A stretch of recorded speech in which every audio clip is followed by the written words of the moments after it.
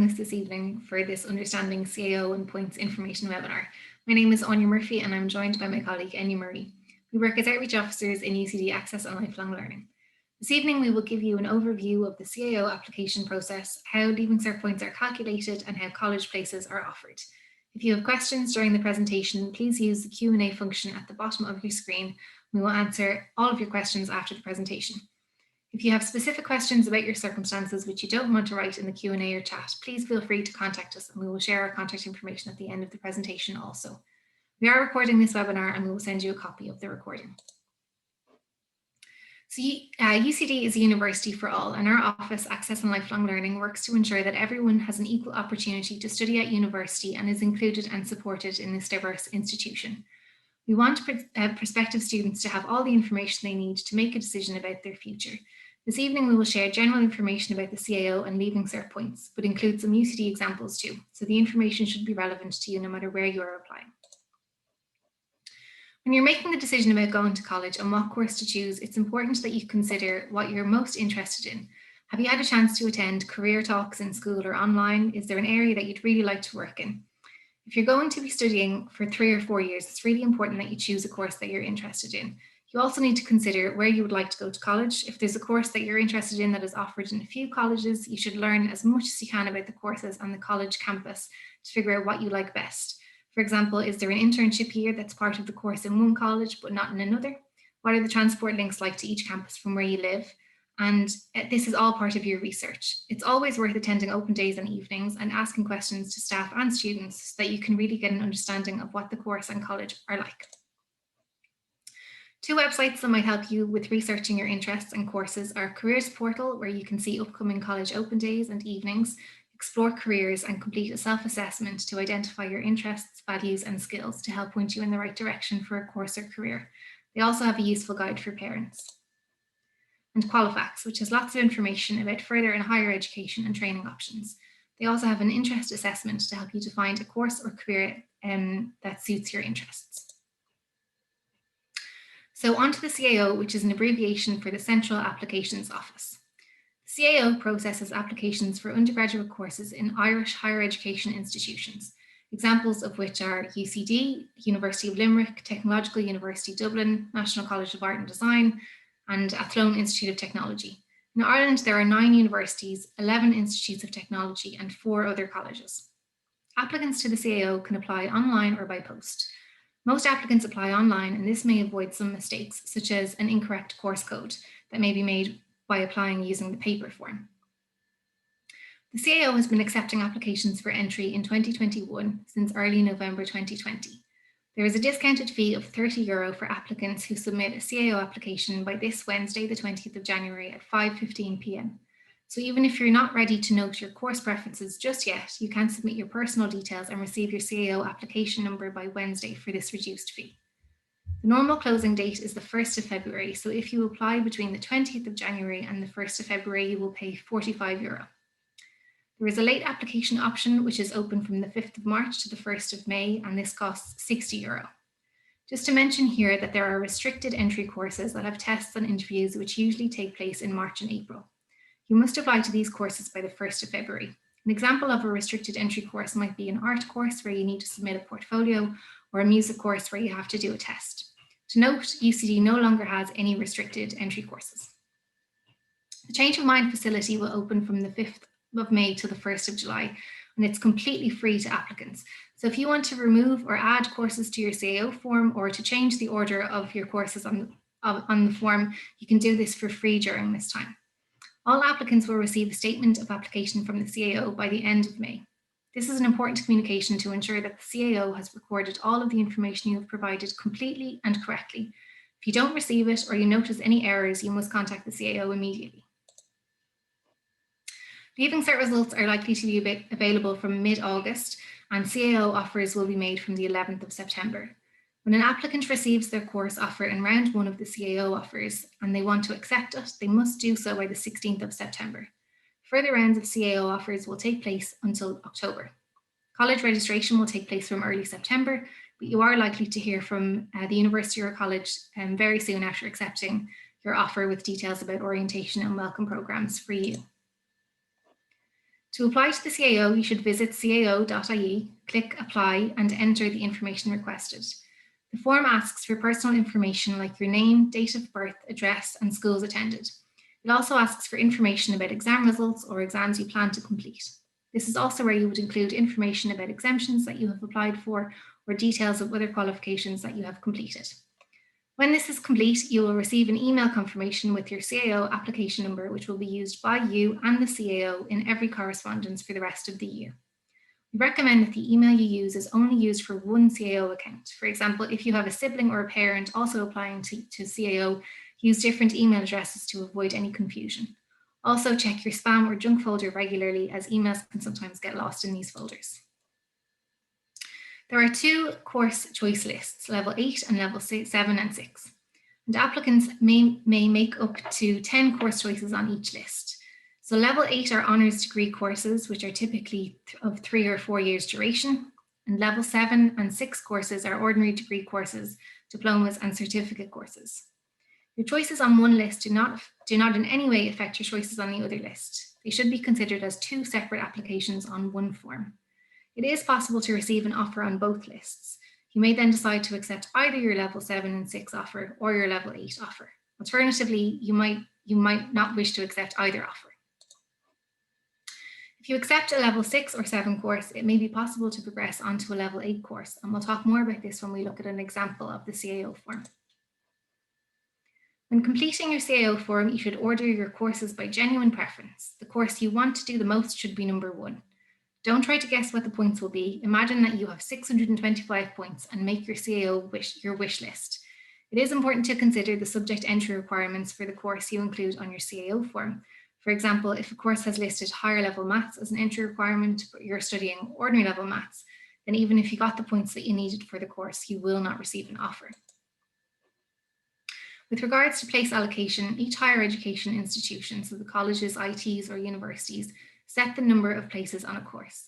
The CAO then makes offers to the allocated number of applicants on each course, starting with the applicant with the highest points and working down until enough places have been offered. If any of the applicants decide not to accept their offer, the place will then become available in the next round of offers. Course places will continue to be offered until they are filled. When Leaving Cert results are released, applicants are placed in a queue for each course they applied for. Their position in the queue is determined by their points. The applicant with the highest points will receive an offer first, and it will move down the queue of applicants until places are filled. If an applicant receives an offer for their second preference course in CAO round 1, they may still be offered a place for their first preference course in a subsequent round, but they will never be offered a place for any of their preferences listed underneath that second preference. Here's an example. So let's say this is an applicant CAO form. On their level 8 list, they have received an offer for their second preference, a course DN201, Computer Science, in round 1. If an applicant accepts this course offer, they may still be considered for a place in their first preference course, DN150 Engineering, but will not be considered for course preferences 3 or below. On their level 7 or 6 list, they have received an offer for their first choice, TU723 Computer Engineering. If they decided to accept this course instead of their level 8 offer, they cannot receive an offer for any lower preferences on their level 7-6 list. If an applicant accepts this offer of TU723 Computer Engineering course, they may complete it and have the opportunity to progress based on their grades onto the next year of the level 8 course, which was preference 3 on their level 8 list. I hope that's not too confusing. In other words, accepting the offer from the level 7 or 6 list can lead to the same qualification that the student would gain if they were offered and accepted their third preference course on their level 8 list. The CAO website has lots of information, presentations, video guides, and a demo application. They also have a guide for parents, which you can click onto from their main page. Please feel free to note any questions you have about the CAO in the Q&A at the bottom of your screen. We will answer them at the end of the presentation. And you will now talk to you about Leaving Cert points. Thanks a million, Anya. So with the Leaving Cert, we'll talk now about the Leaving Cert results. So it's grades that a student achieves in their Leaving Cert exams are converted into points. You can think of the point system being like the currency that you use to be offered a place in college. So then, due to the limited number of places, Admission to most undergraduate programs and courses is based around the point system. So this is the current Leaving Cert point system, which has been in place since 2017. It's an 8-point scale going from higher or ordinary level grade 1 for students achieving 90 to 100% in an exam, and higher or ordinary level grade 8 for students achieving 0 to 30% in an exam. These are commonly referred to as a H1 or an O1 all the way through to a H8 to an O8. You'll see that the points awarded for the ordinary level grade 1 is the equivalent to the higher level grade 5. So with the ordinary level grades, you're capping yourself at 56 points. So it really might be worth your while sticking with the higher level if you can. There's no points awarded for ordinary level grade 7 or 8, and no points awarded for higher level grade 8 either. So just keep that in mind. And then for those undertaking higher level maths, there's a bonus 25 points awarded for grades H6 and above. And this has really been put in place to account for the significant workload associated with this subject. And then the points for the Leaving Cert vocational programme are: a distinction is worth 66 points, the merit is worth 46 points, and finally a pass is worth 28 points. So here's an example of Leaving Cert results and their equivalent points. This is something that you might be trying to calculate in August of this year. So we can see that the student was awarded a H3 in higher level English, and this is worth 77 points. In maths, they're awarded an ordinary level O1, which is worth 56 points. In biology, higher level, they were awarded a H3, which is also worth 77 points, and then so on. So to calculate the Leaving Cert points, the students only use their top 6 subjects. So this is really important to remember. Some students count all of the subjects and think they have more points than what they actually have. So it's really important to remember just to count your top 6. With this, you'll see that the student, you'll see the student that they didn't include their Irish in their points calculation. This is because it was the lowest. So the points from the student's top 6 total 431 points. With this example, if Irish is a subject entry requirement for the course the student wants to do, it's completely fine to eliminate it from the points calculation. It'll be held separately as meeting the entry requirement. So the 431 points that they have is the currency that they can use to find their place in college. With regards to entry requirements, the students must meet both the points requirement and the entry requirement. So the entry requirements differ depending on the course, but all this information is available online on the course description website page, and then also in the college prospectus. So you can find that information quite easily. An example that we have tonight is for science and UCD. The entry requirements are an O3 or a H6 in maths, an O3 or a H6 in a laboratory science. Applied maths or geography may also be used instead of the lab science. An O6, a H7 in Irish, English, and 2 other recognised subjects. So if we think about it, if you're only relying on the grades, the entry requirements for the points range for this would be between 218 to 244. So that's just where it differs a good bit with the points kicking in. Science and UCD in 2020 came in at 533 points. There is a difference. In general, students will need a minimum of about 300 points for a place in UCD, but this might be different for other higher education institutions. So it's always worth having a look at what the points were last year. It's really important to remember that there's many ways to study in higher education institutions that aren't associated with the Leaving Cert results.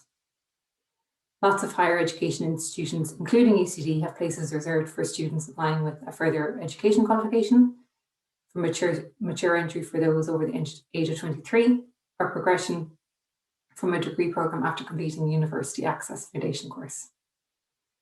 Many institutions have reserved points places through the Here and There scheme, and UCD also has the option for students to study flexibly through open learning and then progress onto a degree programme. So there's plenty of different routes out there for you.